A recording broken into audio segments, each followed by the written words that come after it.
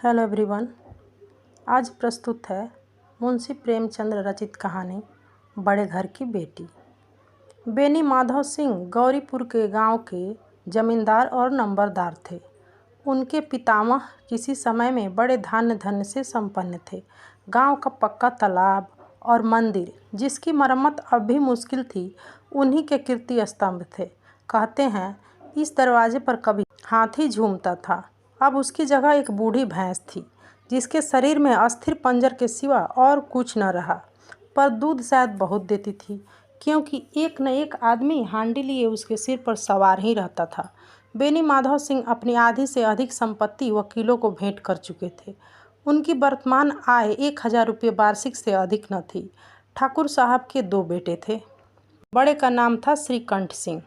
उसने बहुत दिनों के परिश्रम और उद्योग के बाद बीए की डिग्री प्राप्त की थी। अब एक दफ्तर में नौकर था।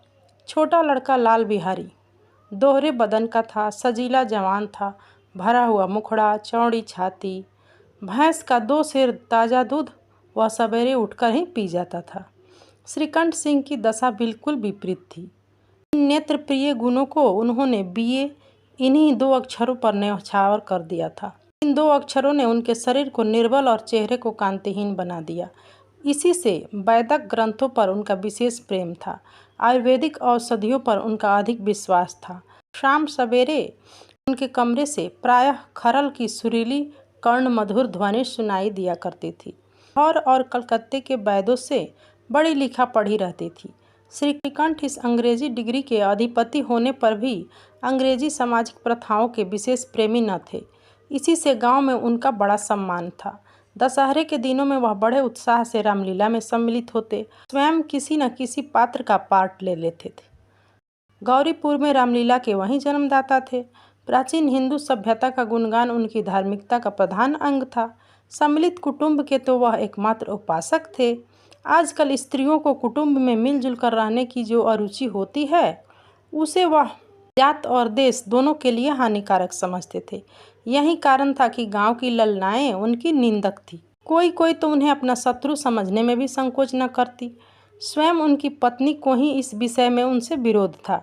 यह इसलिए नहीं कि उसे अपने सास ससुर, देवर या जेठ आदि से घृणा थी, बल्कि उसका विचार था यदि बहुत कुछ सहने और तरह देने पर भी परिवार के साथ निर्वाह न हो सके, तो आए दिन की कलह से जीवन को नष्ट करने की अपेक्षा यही उत्तम है कि अपनी खिचड़ी अलग पकाई जाए। श्रीकंठ की पत्नी का नाम आनंदी था। वह स्वभाव से बहुत अच्छी स्त्री थी। वह घर के सभी लोगों का सम्मान और आदर करती थी। एक दिन आनंदी अपने देवर के लिए मांस पका रही थी। बड़े घर की बेटी होने के कारण किफायत नहीं जानती थी, इसलिए आनंदी ने हांडी का सारा घी मांस पकाने में उपयोग कर दिया, जिसके कारण दाल में डालने के लिए घी नहीं बचा। इसी कारण बस देवर और भाभी में झगड़ा हो जाता है। घी की बात को लेकर लाल बिहारी ने अपनी भाभी को ताना मार दिया, जैसे उनके मायके में घी की नदियाँ बहती है। और यही आनंदी के दुख का कारण था, क्योंकि आनंद बड़े घर की बेटी थी और उसके यहाँ किसी चीज़ की कोई कमी न थी। और कहते हैं ना, स्त्रियाँ गाली सह लेती है, मार भी सह लेती है, पर उसके मायके की निंदा सही नहीं जाती। आनंदी का दाल में घी न होने पर अपने देवर से कहासुनी हो गई थी। लाल बिहारी ने क्रोध में जाकर खड़ाऊं फेंक दिया। आनंदी ने हाथ से उसे रोका, जिससे उसके हाथ में घाव हो गया।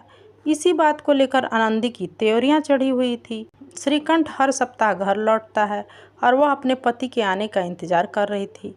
आनंदी से मिलने से पहले ही श्रीकंठ अपने भाई और पिता से मिल चुके थे, और भाई ने श्रीकंठ को बताया कि आनंदी से कहें कि वह मुंह संभाल कर बात करे, वरना एक दिन अनर्थ हो जाएगा। पिता ने भी श्रीकंठ से कहा कि बहू को कहो कि मर्दों के मुंह नहीं लगना चाहिए। आनंदी से जब श्रीकंठ ने झगड़े का सारा हाल जाना, तो क्रोध से श्रीकंठ की आंखें लाल हो उठी। अपने भाई द्वारा किया हुआ यह दुर्व्यवहार उन्हें अच्छा नहीं लगा, और इस सब के कारण उन्होंने घर से अलग होने का निर्णय लिया और अपने पिता को यह निर्णय सुना दिया कि अब इस घर में उनका निर्वाह नहीं हो सकता। गांव में कुछ कुटिल मनुष्य ऐसे भी थे जो बेनी माधव सिंह के संयुक्त परिवार और परिवार की नीतिपूर्ण गति से जलते थे। उन्हें जब पता चला कि अपनी पत्नी की खातिर श्रीकंठ अपने पिता से लड़ने चला है, तो कोई हुक्का पीने, कोई लगान की रसीद दिखाने के बहाने बेनी माधव के घर जमा होने लगे। श्रीकंठ क्रोधित होने के कारण अपने पिता के सामने लड़ पड़ते थे।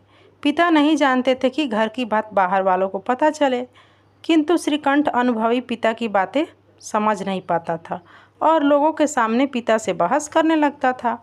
लाल बिहारी को जब पता चलता है कि उसके भाई उसका मुख भी देखना नहीं चाहते, तो उसे बड़ा दुख पहुंचता है और वह आनंदी के सामने घर छोड़ने की बात करने लगता है। अपने देवर के घर छोड़ने की बात पर आनंदी भी व्यथित हो उठती है और वह अपने किए पर पश्चाताप करने लगी।